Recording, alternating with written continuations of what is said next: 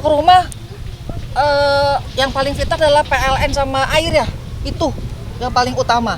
Kemudian jadi kalau misalnya selalu ada orang terus kita mau kapan selesai membersihkan rumah itu, karena kita mau sekarang rumah dalam kondisi yang sudah rapi, sudah bersih. Alhamdulillah air juga sudah ada walaupun masih agak keruh, dan hari ini PLN sudah menyambungkan listrik dengan kekuatan 900 watt, token juga sudah dinyalakan. Jadi terima kasih untuk semua teman-teman media yang tetap concern kepada Tiko dan Mama ini. Jadi mohon izin, Tiko akan konsentrasi mengurus Mama Eni di rumah sakit. Jadi selesai sudah apa yang sudah dilakukan oleh para YouTuber, oleh Bang Irfan dan teman-teman, sudah terselesaikan dengan cukup baik seperti Bunda, itu ya. Pemasangan listrik dan air itu dari siapa, Bunda? Itu ada berbagai dari bantuan-bantuan, tapi semua dikoordinasi oleh Pak RT, kemudian dari pihak-pihak dinas kelurahan yang kemarin juga hadir gitu ya. Jadi semua memang turun tangan dan bergotong royong supaya rumah yang selama belasan tahun dalam kondisi tidak ada air, tidak ada listrik, semua hari ini sudah selesai. Untuk pembayaran sendiri nanti ke depannya seperti apa? Kalau itu nanti pembayaran ya, berarti untuk token listrik ya. Untuk sementara ini sudah ada, karena kan itu 900 watt masih kecil ya. Dan tadi kita sudah diskusi dengan PLN, listriknya itu hanya 4 titik dulu, 4 titik lampu maksudnya. Khususnya hanya di ruangan lantai bawah, yang mana nanti seandainya Bu Eni sudah diizinkan pulang, ya dia sudah melihat situasi yang lebih bersih dan sudah ada penerangan seperti itu. Berapa watt? Iya, 900 watt mas. Tokennya juga sudah dipasang sama PLN. Seperti itu ya, saya izin pulang karena kapasitas saya hanya mendampingi sebagai seorang ibu. Kalau dari para YouTuber itu luar biasa, saya Siska Rumondor hanya mendampingi karena saya juga seorang ibu yang peduli kepada Tiko dan juga kepada Mama Eni. Mohon pamit. Bunda, tadi Tiko itu ke rumah sakit? Ya, Atau gimana? ke rumah sakit Pak. Kan dia mesti jenguk mamanya ya. Karena walaupun udah bisa jenguk, udah dibolehin. Bisa lah, karena itu anaknya ya. Minimal kan dia mau tahu bagaimana progres observasi dari kondisi Bu Eni seperti itu. Dan memang sampai saat ini menurut Tiko belum tahu sampai kapan ada di rumah sakit. Jadi memang rumah sudah aman, sudah selesai, dirapikan dengan cara bergotong royong. Saatnya Tiko kembali menemani mamahnya untuk mendampingi di sana seperti itu. Informasi sejauh ini kondisi Bu Eni sudah? Saya kurang tahu mas, saya kurang tahu. Itu Tiko pun belum diinfo lebih lanjut dari pihak rumah sakitnya. Jadi memang kita belum tahu seperti itu. Yang penting konsentrasi di dalam pembersihan rumah, mengadakan air dan listrik itu sudah terpenuhi berkat gotong royong dan kerjasama yang begitu baik. Inilah adalah contoh ciri dari masyarakat Indonesia harusnya seperti ini. Kita nggak lihat latar belakang dan sebagainya, tapi semua mempunyai nilai kemanusiaan dan rasa cinta kasih sesamanya. Demikian ya teman-teman ya saya. Tapi kalau Bunda ada nggak sih Tiko komunikasi soal tawaran pekerjaan-pekerjaan? Kalau itu saya juga bukan pada kapasitas saya menjawab. Itu tadi sudah dengar sendiri ya, yang Tiko sempat menjawab masih dipertimbangkan. Seperti itu ya. Pendamping Mas Tiko atau seperti apa? Saya bukan wali, bukan juga keluarga, tetapi saya juga bagian dari siapapun yang sayang kepada Tiko. Seperti itu. Dan saya dari Bunda Milenial yang membawa damkar kebersihan pada waktu tanggal berapa ya? 3 atau tanggal 4 ya lupa. Dibersihkan di sana dan saya berkoordinasi dengan Damkar Jakarta Timur membawa 4.000 liter dan akhirnya hari itu terjadilah pembersihan secara tuntas dilakukan dengan semua pasukan oranye, semua petugas dari damkar dan warga, ibu-ibu, siapapun kerja pada hari itu. Jadi kapasitas saya adalah orang yang juga sayang dan peduli seperti semua teman-teman yang masih mengikuti perkembangan dari Tiko dan Ibu Eni dan rumah di sini. Demikian. Ibu memang warga lingkungan sini atau bukan. Dari jauh? Saya dari komunitas berkebaya sebetulnya ya. Namanya adalah Bunda Milenial. Rumah saya juga tidak jauh dari sini. Beberapa kali saya berkunjung untuk melihat dan membantu seperti itu. Saya bukan warga di sini, bukan. Bunda berarti penyambung damkar itu Bunda? Iya, yang bawa damkar ke sini kebetulan dari saya. Jadi hari pada waktu saya melihat tayangan YouTube-nya Rumah Mama Eni, kemudian para YouTuber itu berjibaku ya membersihkan. Kemudian saya bilang ini kayaknya kalau nggak ada air mustahil gitu ya, kalau nggak dihadirkan gitu. Jadi saya coba berkoordinasi ke Damkar Jakarta Timur, berkirim surat dan sebagainya dengan seizin Tiko, sepengetahuan RT dan RW, saya tidak lanjuti ke Damkar ya, kantor pusatnya. Alhamdulillah puji Tuhan besoknya Damkar langsung datang ke sini. Kemudian dari pihak kelurahan juga mengirim pasukan orangenya dan terjadilah pembersihan besar-besaran pada hari itu, seperti itu. Demikian. Kalau pengisian furnitur rumah sama pengecatan rumah kapan tuh Bunda? Mungkin nanti akan diinfo melalui tayangan para YouTuber deh. Yang penting target pada hari ini terpasang listrik sudah terselesaikan seperti itu. Bunda, Ya. artinya YouTuber masih bisa untuk explore ke dalam ya? Kalau YouTuber memang mereka yang mendampingi terus ya rumah itu dan Tiko khususnya, jadi mereka seperti mempunyai tanggung jawab moral untuk mereka nginep, mereka pantau, terus mereka berkoordinasi kepada siapapun yang mau memberi bantuan. Seperti misalnya ada yang saya lihat dalam salah satu tayangannya ada brand cat yang akan mau membantu seperti itu. Nah itulah para YouTuber lah yang akan mengelola dan membantu dengan Pak RT seperti itu ya. Bunda, setelah air dan listrik, kebutuhan vital apa lagi yang dibutuhkan di rumah Tiko ini? Kalau untuk rumah yang paling vital adalah PLN sama air ya, itu yang paling utama. Paling penambahan pengecatan tadi ya? Ya kalau pengecatan itu hanya makeover ya, mempercantik saja gitu. Tapi karena bangunan itu kan bagus ya dalamnya, kalau misalnya teman-teman sudah lihat itu kokoh, nggak ada hal yang rusak terlalu parah. Jadi pengecatan itu hanya makeover aja gitu. Tapi yang vital adalah air dan listrik yang selama belasan tahun Tiko dan Mama Eni hidup di dalam gelap gulita dan tidak kekurangan air seperti itu. Artinya tidak akan ada renovasi ya? Renovasi? Kalau renovasi Kalau sih secara fisik nggak ada ya, Fisik ya. nggak ada. Itu hanya makeover aja Pak. Makeover berarti kan ada ngecat, Iya, pengecatan. bagian luar juga dicat gitu, mengenai pintu dan sebagainya. Sementara semua masih bisa dikunci, masih bisa ditutup seperti itu. Nggak ada renovasi besar-besaran. Bun, tadi di dalam ada suara euforia perayaan itu apa Bun, boleh tahu nggak? Iya, karena apa? Itu listrik kan tiba-tiba disambungkan kabelnya ya sama bapak-bapak PLN. Kan itu udah belasan tahun ya, mati. Terus disambung kabel baru, dites, cekrek, dreng, nyala, wah kita langsung bersorak dong di dalam gitu. Jadi langsung kita bikin seperti seremonial, Tiko yang menyekrekkan saklar, kita hitung 1, 2, 3, cet, nyala semuanya ya. Kita bersyukur alhamdulillah itu sih sebetulnya listrik itu udah nyala gitu di dalam seperti itu. Jadi sekarang bapak-bapak PLN masih menuntaskan sambungan di 3 ruangan lagi. Nah itu aja teman-teman. Oke? Siap ya? Sudah ya? Terima kasih ya. Terima kasih ya Bun. Udah gas. Bunda mungkin boleh ceritakan tentang kondisi rumah Tiko sama Mama Eni sekarang seperti apa Bunda? Ya baik, hari ini puji Tuhan alhamdulillah perkembangan dari kondisi rumah Bu Eni sudah dialiri oleh listrik. Jadi ada petugas PLN yang mulai bekerja membuka jaringan kabel listrik yang baru, karena kan itu sudah belasan tahun jadi nggak bisa lagi ada sambungan listrik. Sekarang sudah ada dengan dipasang token ya di depan, kekuatannya 900 watt. Kemudian untuk titik listriknya itu ada 4 yang diberi penerangan cahaya khususnya di lantai 1. Jadi atas bantuan berbagai pihak dan gotong royong dari semua orang yang tidak melihat latar belakang dan sebagainya, termasuk saya bukan keluarga, saya juga bukan warga dari sini, tapi saya hanya naluri ibu juga untuk membantu dan melihat perkembangan dari kondisi Tiko itu sendiri khususnya dan progres dari rumah yang sedang dilakukan banyak upaya-upaya pembersihan, kemudian pemasangan air juga beberapa hari lalu sudah ada dari Pak RT ya. Mencoba menggali, mencari titik sumber air dan dipasang pompa hidrolik dan sudah keluar airnya walaupun masih keruh, tapi intinya yang sangat vital yaitu air dan listrik sekarang di rumah Bu Eni sudah ada seperti itu. Tapi berarti sudah bisa ditempati atau seperti apa ini Bu sekarang?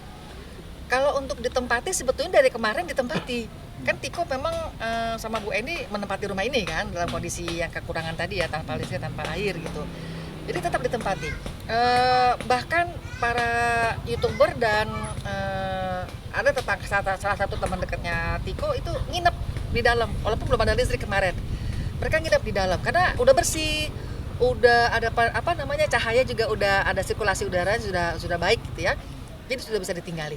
Makanya kita tadi malam coba diskusi gitu kan, sebab warga dari mana-mana masih memenuhi pekarangan di depan gitu.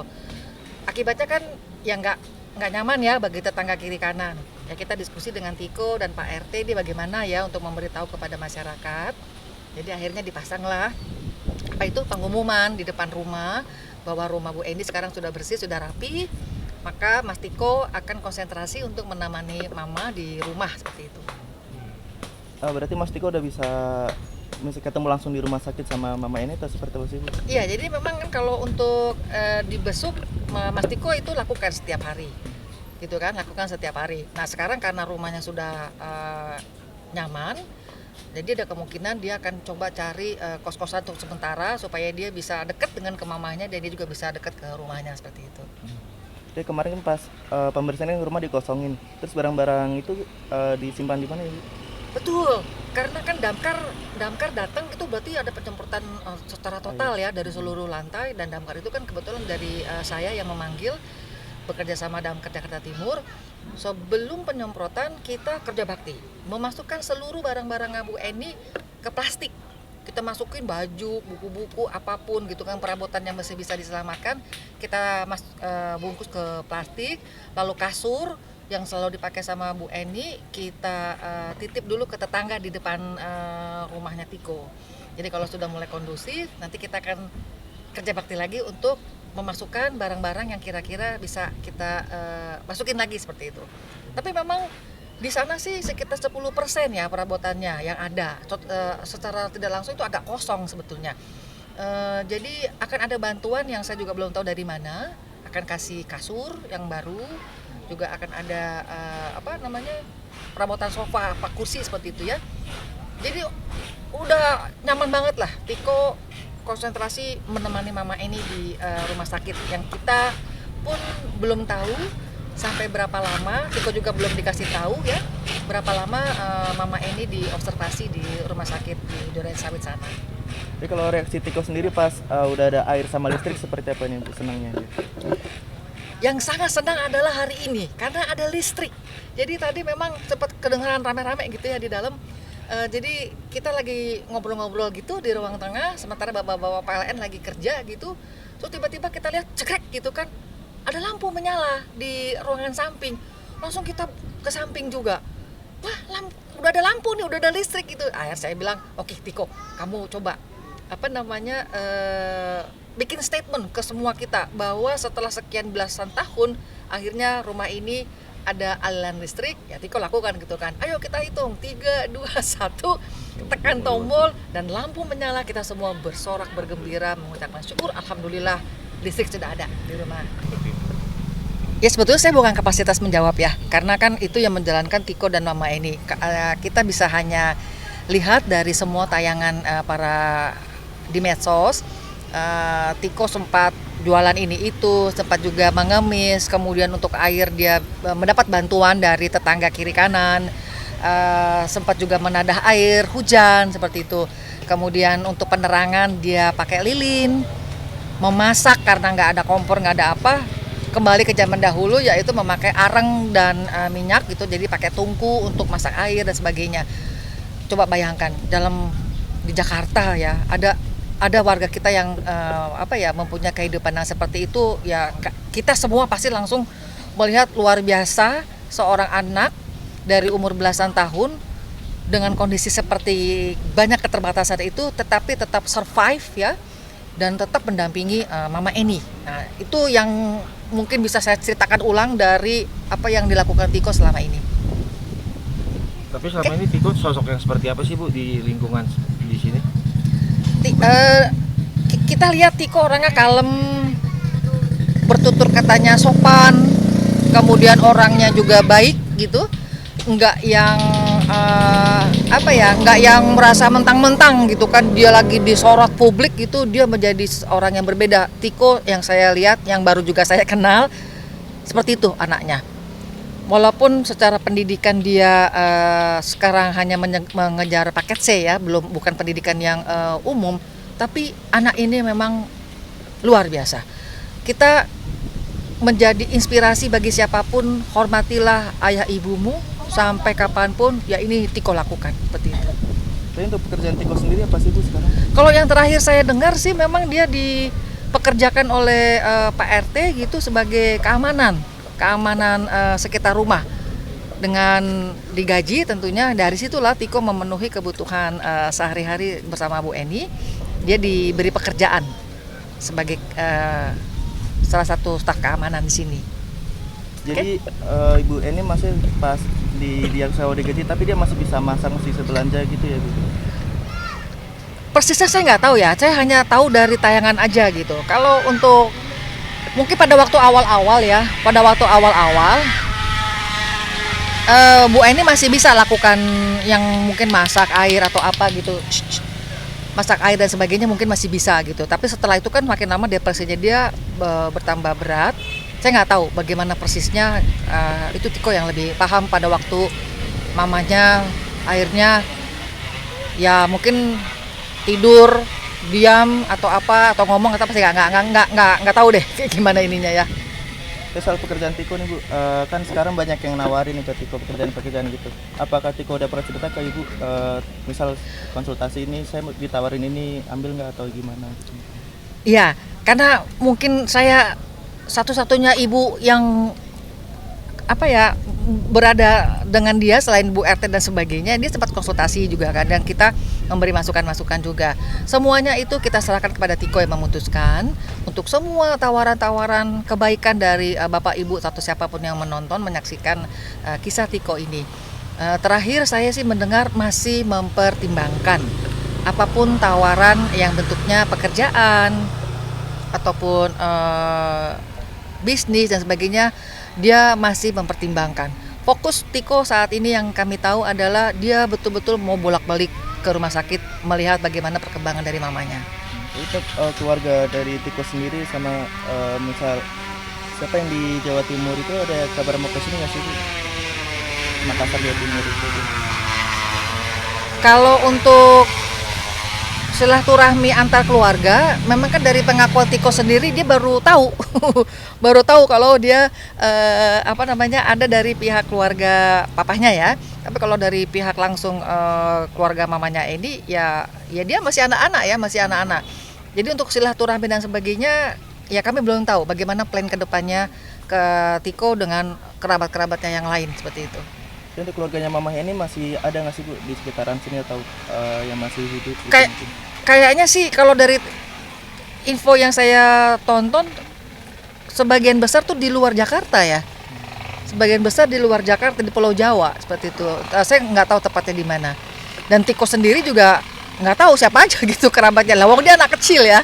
Pada saat itu yang tahu persis kan mamahnya kan. Sementara mamahnya kan dalam kondisi yang kita tahu bersama, ya boro-boro dia paham silsilah siapa om saya, siapa tante saya dan sebagainya gitu. Dia fokus aja bener-bener untuk survive untuk dirinya sendiri dan juga untuk merawat Mama Eni. Seperti ya. Oke. Ibu Eni tuh mulai dialihkan ke rumah sakit itu sejak kapan? Kayaknya waktu saya lupa ya tepatnya ya. Tapi awal Januari. Jadi waktu mulai viral menemukan rumah gelap gulita yang tanpa listrik, tanpa air gitu ya, ditayangkan oleh Bang Bro TV. Kemudian ternyata penghuninya adalah ibu dan anak dan yang mempunyai kisah yang itu semua baru awal Januari kemarin. Sampai kan nggak boleh dimasukin rumah kan pada waktu itu ya, hanya Tiko doang yang boleh masuk gitu. Kemudian kerjasama antara para YouTuber ini menghubungi yang biasa menghandle ODGJ, berhasil dievakuasi. Tapi itu persetujuan dari Tiko sulit karena dia berpikir dia akan berpisah sama mamahnya. Dia akan berpisah, dia sempat menangis kan, gitu. Saya terharu banget melihatnya dia. Tapi sebelumnya dia coba di hari ibu kasih sembako, kasih beras gitu kan, mengucapkan hari ibu, walaupun ibunya bereaksi yang tidak diharapkan, tapi dia tetap gitu kan mengingat ini adalah hari ibu, dia harus menyampaikan sesuatu untuk mamanya. Dievakuasi itu awal Januari kemarin, saya lupa apa tanggal 2 atau tanggal berapa gitu ya. Setelah berhasil dievakuasi, dibawa ke rumah sakit ya, besoknya ya sudah kita langsung memasuki rumah itu dan kita lihat kondisinya seperti apa, begitu kotor, begitu pengap. Nah sudah kita lakukan banyak rencana-rencana pembersihan sampai hari ini. Oke. Bu, semenjak Januari dialihkan ke rumah sakit, Ibu udah bertemu langsung dengan Ibu Eni sendiri gitu, kondisinya saat ini seperti apa? Semakin Belum. baik, atau- Kalau kami semua belum tahu. Yang tahu itu Mas Tiko, karena kan yang boleh masuk kan ya keluarga ya, hanya keluarga. Kami nggak tahu. Jadi memang nanti Tiko mulai konsentrasi ya untuk melihat perkembangan mamahnya. Mungkin nanti teman-teman dari YouTuber akan memberi update juga dan bagaimana kondisinya. Dan mereka pun nggak boleh masuk. Itu pun mereka hanya di parkiran ya. Bagaimana kabarnya, infonya dan sebagainya itu ya kita harus hormati proses penyembuhan itu di rumah sakit ya. Sejauh ini Tiko bolak-balik ke rumah sini atau ada kosan lagi? Sekarang sih masih bolak-balik, tapi dia sempat bilang mungkin nanti akan cari tempat kos-kosan yang in between gitu antara rumah sakit dan sama kesini supaya dia juga bisa hebat ya anak segitu umur 23 tahun dia harus menghandle persoalan yang sangat besar gitu, tapi dia tetap tenang. Seorang Tiko dia tetap bisa menjawab dengan baik, dengan sopan, dengan santun gitu. Jadi memang ya saya sebagai seorang ibu melihat waduh ini anak luar biasa banget gitu. Jadi naluri keibuan saya itu betul-betul membackup walaupun saya nggak punya apa-apa, ya minimal saya bisa memberi masukan-masukan sama dia gitu. Oke? Tapi ada rencana nggak sih Bu, Tiko mau misal diperiksa sama psikolog atau apa kan sekarang? Nggak ada 11 tahun tuh. itu. Nggak ada. Untuk keanehan atau apapun sesuatu di Tikonya kayaknya sih belum ada sih ya. Karena kita lihat dia mengalir begitu aja, menjalani kehidupan dan kesulitan yang dia alami, dia go to the wind gitu. Maksudnya mengalir begitu aja. Dia nggak punya air, ya dia akan berusaha. Dia begini begitu, dia tetap berusaha. Coba kita bayangkan, imagine kalau kita dalam posisi dia yang umur 10 tahun, umur 11 tahun. Apa yang bisa kita lakukan dalam kondisi kayak gitu? Tapi seorang Tiko mampu dan bisa survive sampai dia berusia 23 tahun. Luar biasa buat Tiko. I love you Tiko. Jadi nggak ada gangguan dia ya Bu? Nggak ada, dia tough. Anak laki-laki yang tough ya, walaupun orangnya cungkring apa kayak gitu-gitu, tapi dia jiwanya tuh, mentalnya tuh luar biasa sekali. Hebat dia terima banyak tawaran, tapi dia tahu bagaimana untuk mengatur apa yang terbaik buat dia. Kalau misalnya orang-orang lain mumpung banyak bantuan, wah gitu, tapi ternyata kan Tiko nggak seperti itu gitu. Ya nanti saya pertimbangkan, saya pikirkan lagi. Untuk anak umur 23, betapa bijaksananya seorang Tiko. Itulah sebabnya dia saat ini dicintai oleh para netizen se-Indonesia. Demikian. Oke, udah ya. Kemudian